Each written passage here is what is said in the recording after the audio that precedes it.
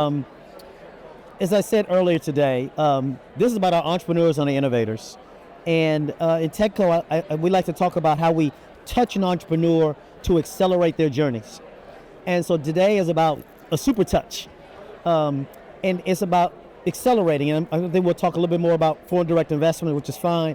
But how do we give them the resources they need to propel them? Because I believe, Chris, that if we can just get 10, 15% of our companies in Maryland growing faster than the national average, the rest of the world will look at us and say, what the heck is going on in Maryland? And there will be an accretion of value, not just to that 10% that's growing faster, but to the other 90% too. So we just need 10% of these entrepreneurs to grow faster than the average. And I truly believe that will become the inflection point or the tipping point. I know some people like the tipping point for creating real value here in Maryland. Investment and funding is such a crucial part of that, which I know TEDCO does. But we've interviewed a lot of entrepreneurs today, and it's the connectivity, it's the resources, it's the journey mapping, the connective tissue that actually they've all talked about as the most important. And so, yes, part of what TEDCO's role is not just providing those financial resources, but all the resources that need. And I love your word. It is about a journey. And the thing about journeys, journeys have maps, journeys have way stations, journeys have detours, journeys have, sometimes you have to go backwards in order to go forwards.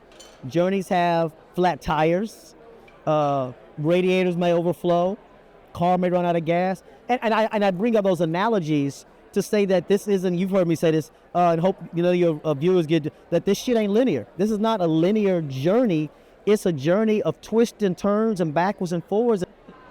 Now that journey and the map you talk about, I mean, we often talk about Maryland, but Maryland's part of a world stage these days. And today was significant for you all. You had several international partnership signings today. Could you talk about why those are important? I'm excited. So back to that journey acceleration.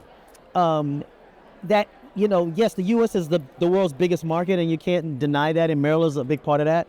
But to open up opportunities in a foreign country, allowing your product or service to be into that, to understand how you might pivot into that, it just is exciting.